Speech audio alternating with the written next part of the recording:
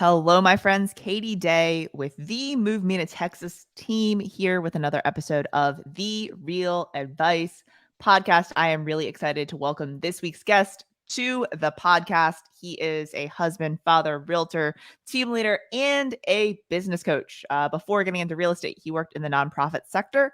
And after starting to build an investment portfolio, he realized how fun real estate was, and that was the right path for him. And that's where he is today. So please join me in welcoming my friend Ryan Adams. Thank you, Katie. It's a pleasure. Just down the road. Yeah, my friend in the southwest area of town. So yeah, tell us a little bit about yourself. What's going on? How far back do you want me to go, by the way? Well, I was born on no. I started in real estate. Technically, my first experience with real estate was I bought my first house in my mid-20s. And then I had to sell it. So I had to find a real estate agent, but then I decided not to sell it, and it became my first investment property. Okay. And then moved to California. My wife and I got married. We moved to Newport Beach for about 6 years with the previous organization I was working with. Kept that investment property, got another investment property. Then decided I was going out of that, decided I was coming back to Houston, and was looking at a series of lots of different job opportunities, mainly sales related, people related, and residential real estate was my last choice. It was Okay. like the one I didn't want to do. And by the way, my wife was pregnant with our third, Rebecca, at the time. Okay. We had some money in savings, we had investment property, and I had to make a quick choice. So I interviewed for commercial real estate, interviewed for and I got the great thing, I guess, in sales, everybody is willing to hire you. And realized it was going to take me a long time to make money in those other industries, and my savings would not last that long. Yeah. And we're about to have our third kid in 5 months, so real estate it was. So I joined up on a team, and there the journey began of real estate. That was 2016, end of 2016.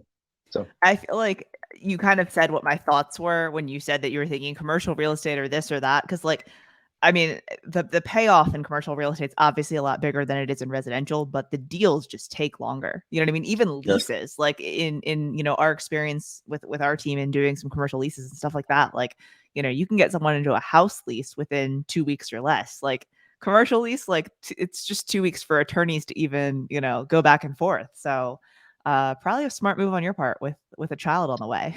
Yes, and it was. I mean, and what's funny is, so I went and worked with. I don't know, if you know who Steve Kinney is. So Steve Kinney's with Compass now. At that time, he was with Remax. Joined up on his team, and like he was 100% referrals, and like he had no leads or anything.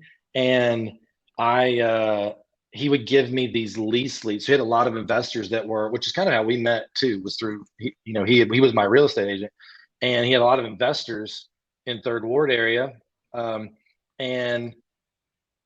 they all needed people to lease, they needed tenants. So he would be like, the only leads I got are these like tenants in Third Ward, which were unfortunately a lot of like horrible credit scores. I've got 2 pit bulls and horrible credit score. What can you get me into? And it was like, I was just showing, and I was doing like, I remember coming back with to the house one day, and I'd close like my 6th lease, and my commission was like, Steve was like, hey, I don't need the money, you just whatever, if you rent them out, it's yours. You get it. Yeah. And it was like $500, and I was like, Lauren, if I could do like 20 of these, I was actually having this thought, if I could do 20 of these a month, I mean, it's like $10K a month. I mean, I could. And I can't believe I actually had that thought, but that was the start of where it went to. So honestly, that's not well, I mean, maybe location and price point weren't exactly the most ideal, but like, we in the past have had a ton of lease listings and, worked with investors and things like that. And like, I've had lease clients that have like leased 2 houses and then bought and then sold, you know? Right. So it's like when you look at the grand scheme of things, like that's when you first start out, I think like a lot of agents will turn down business or want to wait for a bigger Yep. check or whatever. And it's like you just need contact with people. You need to be out looking at homes and like, you know, turning and burning. And, you know, obviously it quickly you know, continued to increase for you as far as what you were doing and everything. But yeah, I mean it's definitely not a terrible place to start. You know, as Well, far go ahead. sorry, go ahead. So I was saying, the one thing I would say it did teach me was like I would so he'd send over these lease leads and I would literally put them on a sheet of paper or an Excel spreadsheet, put their name, their credit score, their phone number, and I would just go through and call all those people and I would do Yeah. like kind of a pre-qualification. But weirdly, it taught me how to prospect and how to follow up Yeah. and like how to ask right questions to filter because you have to like filter them out without saying, tell me your exact credit score. And, like without, but you're still trying to get, business. And it Yeah. kind of gave me the foundation for, my future business. So, Yeah. No, I completely agree. I mean, I came from a multifamily background. So, you know, back when I was a leasing agent, that's what I was doing all day long. Right. So, you know, getting comfortable on the phones, I think is really helpful.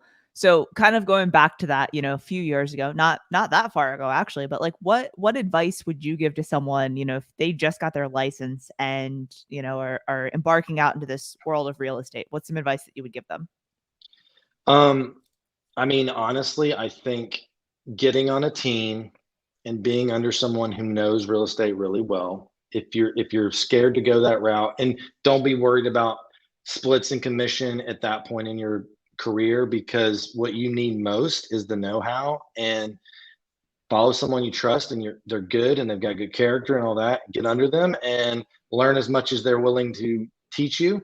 Um, and then I would say like create a foundation for like what your day and your week looks like and try to stick to that as much as possible and making sure that you're doing the most important things first before everything else, i.e. prospecting Yeah.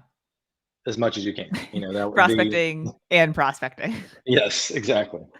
No, that's great advice. And I think you know, and you may see this as well, but I see a lot of people that come to me after they've already been on another team, right?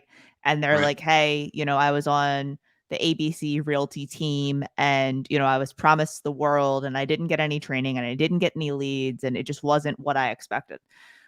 So if you were a brand new agent and you were interviewing teams, like how would you sift through that? Because like, I mean, if someone interviews with you or they interview with me, I mean, we're both going to say how great our team is and you know that Right. we show them the world, but like our expectation and their expectation and reality may not all match up, right? So how would Right. you as a new agent or how would you advise a new agent to try to sift through some of the BS to find a team that's the right fit for them? I would probably have them I would have them ask, if it's like, I'm assuming it's a team leader, whoever, um, can you give me some success stories on your team of people who've come in like me, and what have you guys done to help them get to the next level, whatever that might be, and then see if they'll allow you. So like when someone comes on our team, I'm kind of an open book, and I'm either like it's going to be a really good fit. I could grow my team way quicker than I'm growing right now, but I'm super picky because I want to make sure they have good expectations. I have good expectations, and they understand what we're going to offer them versus them coming on and going, I'm going to expect the world.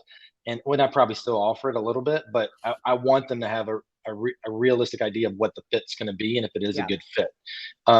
And so making sure that's the case, and that like, hey, do you have a system and process? Not just, hey, my license hangs at your office and you're going to shoot me leads in Boomtown and there we go. But like, is there a process? Like you do that really well with, like your onboarding and all that stuff. Like there needs to be that type of a process, and making sure that, and I get references on the team leader. I get, see if they, so, one other thing I would say is I always tell people who are joining our team, like go interview um, one of the agents on my team. She's been with me from the beginning. Yeah. I go talk to her. She's seen me the most. Ask for any questions. I always tell her to be honest and open as possible, because again, as a team leader, if you get an agent on your team that's really not a good fit for you, it's going to be just as much of a headache. You're not just trying to get people to get on your team for the sake of it. So That I'd probably just be like, you're interviewing them as much as they're interviewing you.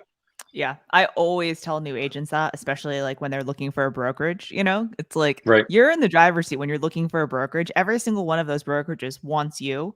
You know, you need to find the one that's the right fit for you. And I think, you know, for teams, it's definitely you need to find a good mutual fit as well. So I like Yeah. that. And the interview or meet with someone that's already on the team, I think is good because it's like I think they almost believe it more than, you know, talking to the team Right. leader. Yes, exactly. That's totally true. But I do find it's funny that some of them never ended up making that call to, the agent I said, hey, give them a call to or whatever. Maybe because they thought I was like prepping them or something. But I'm like, man, I wish I would have kind of had that. But although mine ended up being a great experience. So That's your boy. yes, Yeah, I sometimes I'll give like the prospective agent's name and number to like, you know, some of the agents and they'll reach out. So it's always interesting to see if they like actually respond or don't or whatever. So right, um one of the things that we were talking a little bit about, you know, previously, and we've definitely talked about this before, is coaching, right? right. And I know you are a coach and you also are coached. I have So been, how would yes. you say that, and I guess now that I think about the time frame, have you been in coaching the entire time you've been in real estate? All but 1 year, and that Okay. was when I was on Steve's team. Um, he was kind of my coach per se Yeah. in his way. Yeah. Um, and then when I went off my own, like when I started my own team, that was the first thing I did was I hired a coach. Yeah. So So how would you say like being in coaching has changed your outlook on business and kind of business in general? so what's interesting is, and I usually relate to agents that are similar to me, which I'm like, if you looked at my disc profile, I'm off the charts D, off the charts I, off the charts low S, off the charts low C. So like me being organized and like I figured it out how to do it, but it does not come naturally. It pushes me, like I have to push myself hard to do it. And I have to surround myself with people that do that. But most good agents, like most team leaders, most uh I'm saying most successful agents, either high D, high I. I mean, I'm assuming you're somewhere in that category because those are the skills typically. Doesn't mean you can't be an agent. We're not those things. It just comes a little bit easier. But that typically means we're not as you feel way more organized. But I also maybe I come across that way too to some people. But I know what's going on in the back scene. But what was our question again? Sorry, I was Coach, going to like coaching. what coaching, how's it impacted your Oh, business? so That's the yes, I. That's the I for there you. there it is. Yes, yes. So I think the biggest thing is there's a foundation and a baseline of a plan, even if it's chaotic, and just having it in your life keeps you on that plan. So I know every week my coach is going to ask me for my numbers. So either I can waste my money and keep coming to each session going, I forgot my numbers again, or I can actually try and get the benefit out of it. And hopefully, my clients, they feel the same way. Like, hey, this is going to keep me as a base. But I'd say overall coaching experience, it's just like it's that accountability. So I actually did life coaching prior to getting into real estate. It was much more involved around like your whole life, your whole like 10-year, 15-year vision, a little bit day to day. Like in Tom Ferry coaching, it's much more um, day to day, week to week. Like it's a very high level of accountability compared to other coaching Yeah. programs that I've seen. And so to me, I operate better that way. I know some people have a hard time with it, but yeah. Yeah. Well, and I think it's also too like who your coach is, you know, Right. on how much accountability you get, you know, on a True. weekly basis and then even between coaching calls and stuff like that. Right. And I think that also kind of sometimes depends on the client too, because I know people that like they talk to their coaches a lot more frequently than others. And sometimes it's like I know those that talk to their coaches more frequently may need more accountability. Right. Yeah. And it is a hard thing because I'm on both sides of it. Of like, I get, you kind of got to figure out the balance as a coach of, how much accountability do you bring them, figuring out how much communication do you have in between calls. And it is such a balance, but like, you know, usually the ones that do the best with coaching, I feel like, are the ones that fully embrace it and are like, I'm going to be fully vulnerable and because that's the only way you're going to grow. I'm not going to come to our coaching calls with some type of facade. And it tends to work the best for them. So yeah, no, I completely agree. I think when I first got into coaching, some of those first calls where, you're kind of getting to know your coach, and even like in switching coaches, I'm sure you've had more than one coach in the time, that you've been in coaching, right? Like when you go to a new coach and you guys are kind of having that like initial conversations and stuff like that, it's like some of it feels like it's like, a therapy session when you're like getting into stuff. I'm like, man, this is I know. heavy. Yeah. This is heavy stuff. I just want to talk about like, contracts and escrows, not like, you know, No, the other hard things. part is all the other stuff affects the contracts Yeah. and escrows. That's the hard part. It's much more your family life, your financial situation, all that affects them. So yeah. Yeah, no, I get it. I just don't enjoy it. So, Yes, it I is what know. it I is. know. But, kind of speaking of coaching and, just like personal growth and business growth, one of the things that Tom keeps saying, and I'm sure you heard this when you were at the last mastermind, is like, what got you here will get you less this year, right? So Right. what brought you success in say 2021, if you do the same thing this year, it's going to get you less in 2022 than it did last year, right? Yep. Just with Yep. how the market's changing, just with, marketing changing, more people entering the market, people taking more market share, like all of these things are happening, right? So Yep. what do you think is one thing that you're doing differently this year than you were last year? I am doubling down on my uh, delivering value to our database. So, and I'm encouraging my agents to do the same. Like, I think you've kind of some agents like I really feel bad for the agents that it came into the industry in the last 2 years. Because when I came into the industry, which I mean, again, I haven't been in it that long, but 2016, it was, I mean, it wasn't a buyer's market, but it was like, I mean, when you're like, hey, let's go, I'm interested in how, this house, it would be like, hey, let's go set appointments for like 8 homes and you drive around. Like now it's just like one hit the market. Let's go. I'll meet you Yeah. there. Is it? Is it not it? Um, and so that to me was kind of more of a normal market but in some ways more difficult. Um, and there, I mean, obviously this market has lots of its difficulties too, but I think some agents have gotten off easy because it's like, hey, if your friend needs to list their house and they're in your database and you're going to be the agent, it's been super easy. Yeah. Um, I think people in general are going to be very much more concerned about making sure when we go through a hard market that who they're working with is the best.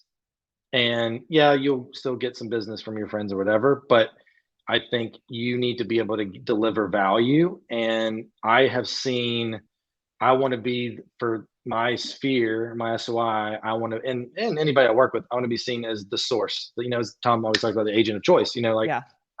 but that comes with like, I'm bringing the knowledge, the experience, delivering value. And so that's where, I mean, I came back and every time I always come back from a Tom Ferry deal, I feel like all my staff hates me because I come back and I'm like, here's the next 20 things we're going to be doing.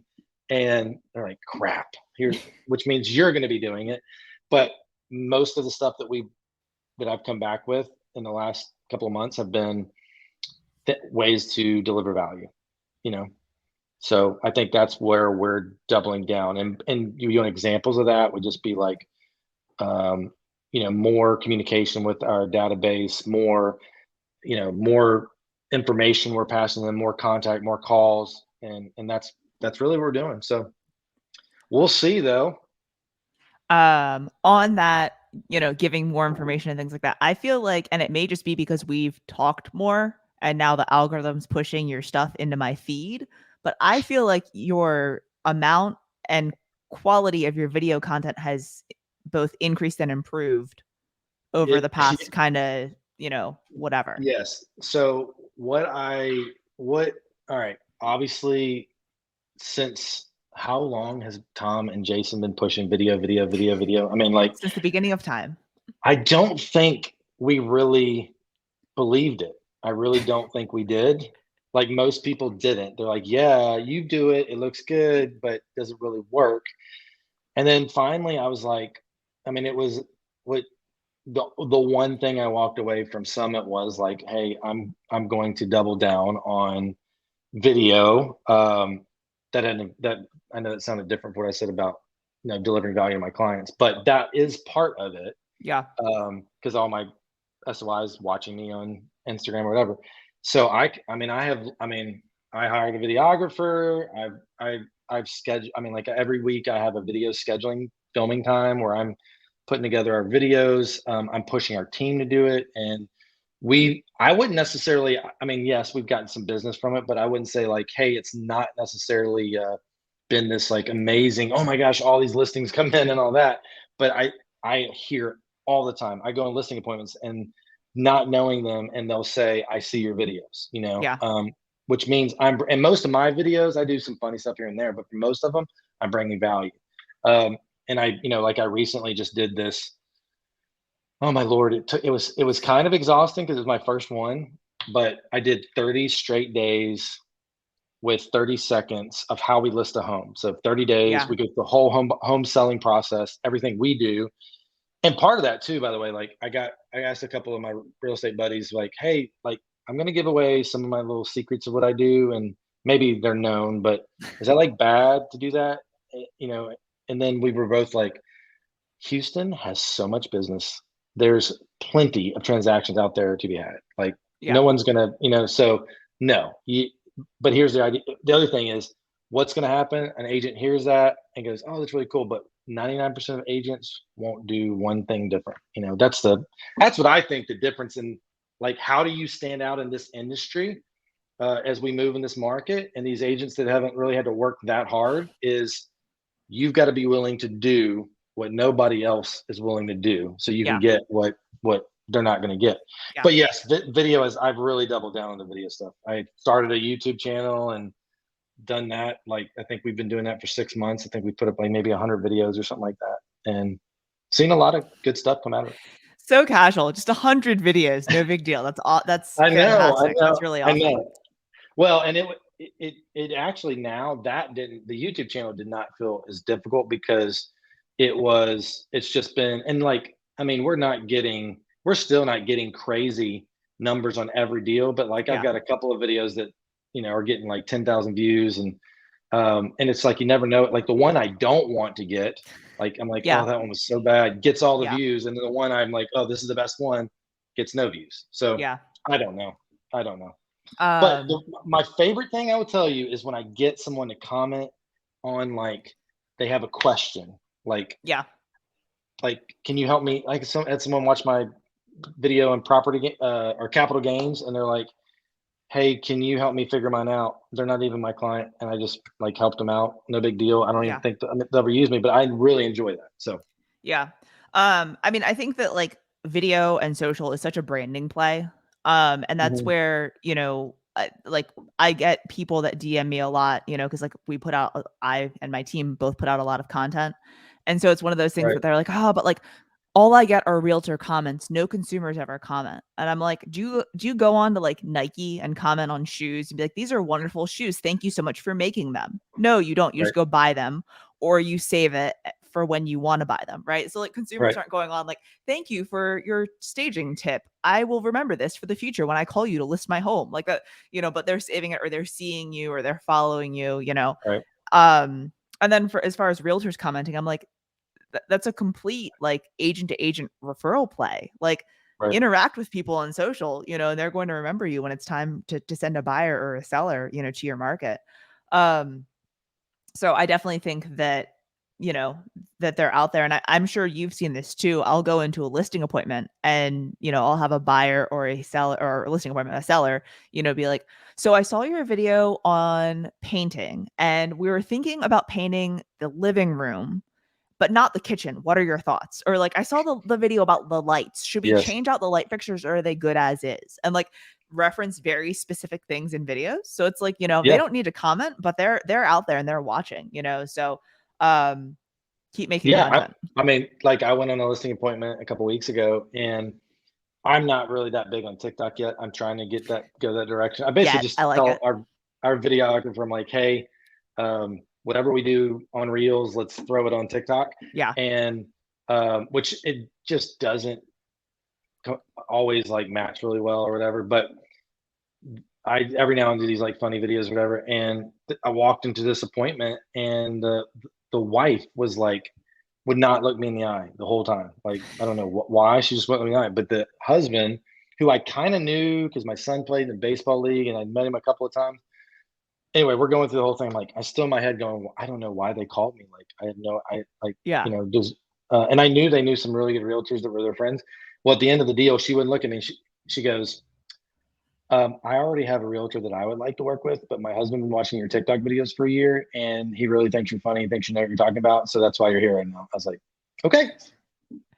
So I'm like, all right, I'll take it. Yeah. Like Yeah. at least I think the word for me where I'm at of what it's done for me is brand reinforcement, not necessarily I'm getting a million listings from it, but yeah. No, I think that it's definitely a brand play for sure. And I do think, business comes from it as well. So it's a win-win in my book. Yeah, totally. Cool. So switching gears a little bit, when would you say is the best time of day that you get your work done? Early morning. So I have a weird routine where, and I changed this year, where I try and get to the office as early as I can get, 6:30, 7 o'clock, and then I go work out. I used to work out before the day, but then I do F45, and it's easy for me with because it's just programmed and I can walk in. It's different every day.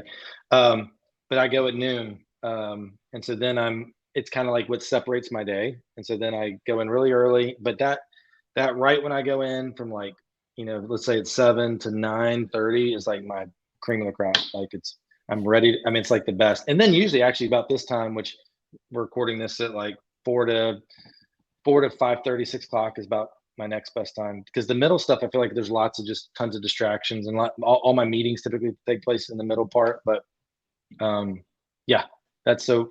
The question was, when am I most productive? It would probably be early morning. Yeah. Early morning. Yeah. I find that early morning's great too, because it's like you can fire off emails or do things and no one's responding, right? That's So right. it's like you can get a bunch of stuff done, get your inbox cleared to whatever point you need to get it cleared to, do any like paperwork stuff, because it's like there's no distraction. And that's where people always get on me, like waking up early. I'm like, I can get more done between 7 and 8:30 than I can from like 11 to after lunch. Yeah.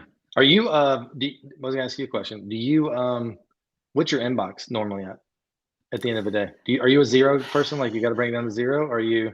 I like for it to be at 0. We use Gmail, so it's like it needs to be under a page for sure, and that's like what, 25 to 50. I like Yeah. for them to all be in one screen. But I mean, some stuff you just can't delete. So like, if it's a login that I need to work something on, or a specific like email chain, like I leave it in my inbox to remember it. So like I definitely clear out whatever I don't need, archive it, put it in a folder, flag it for later, snooze it, whatever. But yeah, I like for it to be as clear as possible. What are Got it. you? Uh, Are you 20,000? no, I'm not that. Okay. I'm like 300. And partly it's a mixture of like I just haven't junked stuff over, and I'm stuck with Apple Mail. Like, I have all my accounts on Apple Mail because I don't like logging in and all the different things. And I've been using Apple Mail for a while, but it's probably not the best organization thing for it, but I like it. Maybe you should talk to your coach about that. I know. I probably should.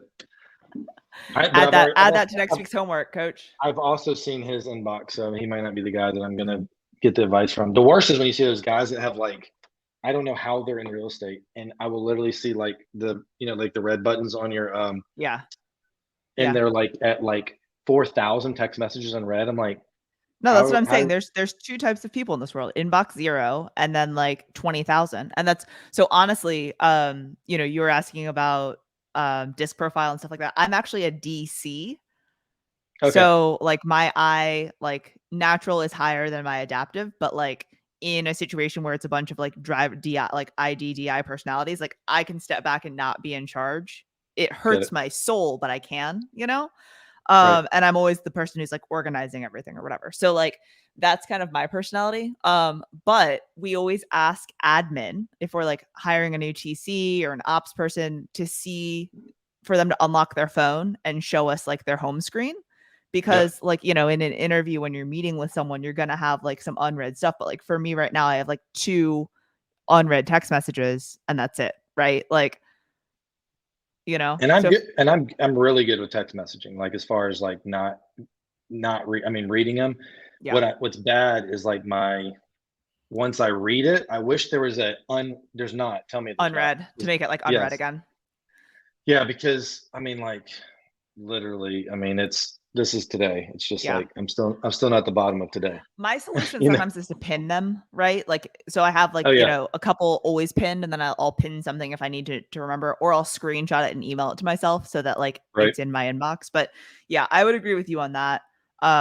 But yeah, I mean, I think that there's 2 types of people and that's like an admin. I would want to be like an inbox zero person. So, Yes, exactly. um, By the way, what do you got? I know you're into sneak drops. What's been your greatest sneak drop win lately? I'm curious. Um, so I actually have pretty good. So 2 things. So I wear a size 7 men's, 8.5 women's, 8 to 8.5 women's. So I can buy big kid shoes. So I'm often able to get That's shoes just off of the Nike website for like cheaper and like, fun, that's right? that's my wife too. She can do that. Yep. So it's nice. I recently got the off-white blazers Okay.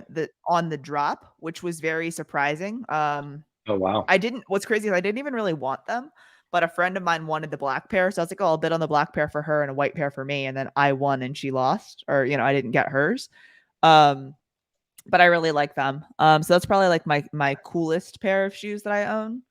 I Um, think I think that's the one that I just got a pair of they're vintage and it's like made of foam. The like tongue of the deal is made of yeah, like foam on the inside. Do you know what that's called? I know what They're you're talking about. they're my favorite pair to wear though. I will tell you Yeah. that because I can wear them with the suit or like, just jeans or whatever. Yeah. Yeah. Yeah. Yeah. Yeah, I'm looking forward then to when, I mean, clearly we'll probably see each other before, but Yes. when we're both in Dallas for Summit, I'm sure you'll be wearing some cool shoes. We'll have My to, my Paisleys are coming too, which I got those, which were freaking hard to get, but I got those. Do you know what those yeah. are?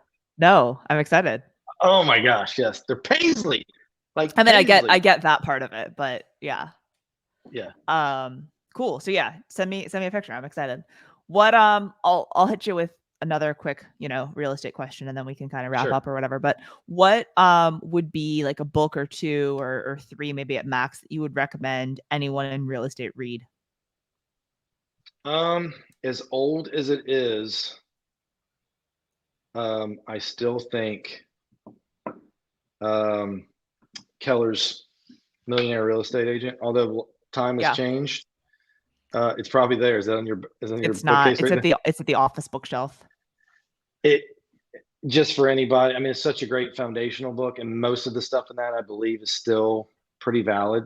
Um, but that would probably be the one that would be starting that. Recently, man, what would be a good one that I've recently enjoyed? Um, Gosh, another real estate book. I've been reading this book called The Big Leap. Have you heard of that? I have not. Let me write that down. It's basically, I think you'd like that too. It's basically like on the concept of like, how do you get to the next level in a Yeah. sense? Like where you're at, most people are not taking it to the next level because of their limiting beliefs of themselves. Yeah. And it basically helps you figure out how to do that, like how, like talking through that process. I'm not finished with that book, so I can't give it a full recommendation, but I'll give Okay. it I'm almost finished with that book, but Okay. I'm also known for not finishing books. um but yeah, those two, I would say that those two are probably the other book that has always been good for any, doesn't matter what type of business, but good to great. Jim Collins is such a good book. I mean, Yeah. have you read that one? I have. Yeah, it's such a good book. And it's kind of similar concept to Big Leap is, but just a little bit more zoned in on that. Yeah. No, that's I always like getting good book recommendations. I'm uh always in the process of reading like one or two, and there's always some on the nightstand and some like on my desk and some that are like, bookmarked on here. So I've been trying to be better this year at like actually just reading books start to finish Yeah. before I move on to the next one. So yeah. I actually just got our team, and I guess he's going to be speaking at Summit. Is Phil Jones' book on Exactly what to say. exactly what to say. I didn't know So exactly what to say, but that's what the name of the book is. I didn't know exactly what to say, but it's exactly what to say. I actually bought the team the exactly what to say for real estate. So it's the same premise, Yeah. but then all of the examples are real estate related. So it's like listing appointments, buyers on the fence, sellers on the fence, stuff like that. So I saw that. I just didn't have you, and it's the same book though. it has all of the same kind of chapters, but they all have real estate examples. Got So it. maybe by yourself, exactly what to say for real estate agents. And then when you guys are going through different chapters, like in a team meeting, you can like drop this like, real estate related stuff. You can be like, oh, or potentially an example would be, and then just drop like with a chapter from the book, and they're gonna be like, That's damn, he's great. so smart. That's great. So hopefully none of your team members are listening to this. They probably didn't make it all the way through. So it's no big deal. Yes. Yeah. Probably not. Probably not. If this is like their prospecting, no, they did not make it all the way through. Like most real estate agents. Yes. All right, I'm gonna hit you with a hard-hitting question. So I know I said I wasn't gonna do it, but I am. Go for it. I love it. If it was your last meal on earth, what would you be eating? It would be a big meal. Because I'm going to fit everything on there that I can. Man, I'm a steak and potatoes guy, so it would be. Where were we at? We were somewhere in Vegas for something Tom Ferry. For Elite in January? That actually might be. It is a steak, but it was Elite in January. That's what it was. That was Vegas, right? It was. And I went to Hell's Kitchen and I had the beef Wellington. And it was amazing.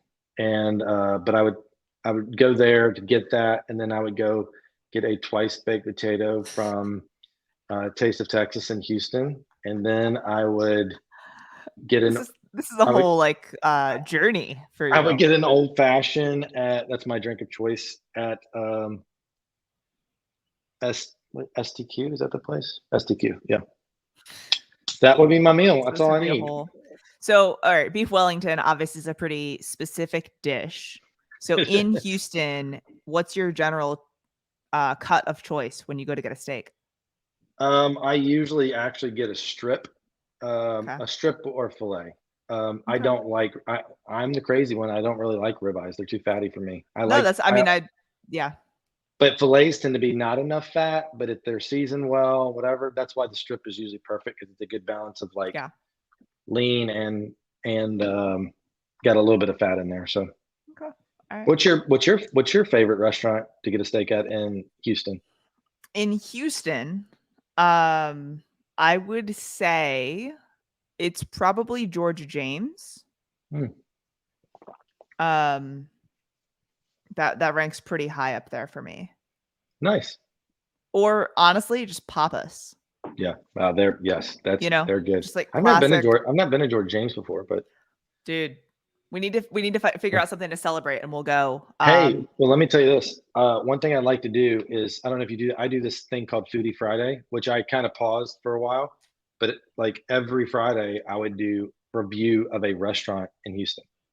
It's just a quick thing. So you have to do one with me, and you get to pick the choice, and you got to it's like you got to show me why you think it's so good. Oh, I'm not sure we'll do George James on that, but that might be a little bit of an expensive budget for. And I'm buying. So, but yeah, pick something that's like like you can't just get anywhere. Okay, I'll have to go back through your videos and see like kind of what where you've been, so I can make sure that's an original. But I'm gonna try to figure out something.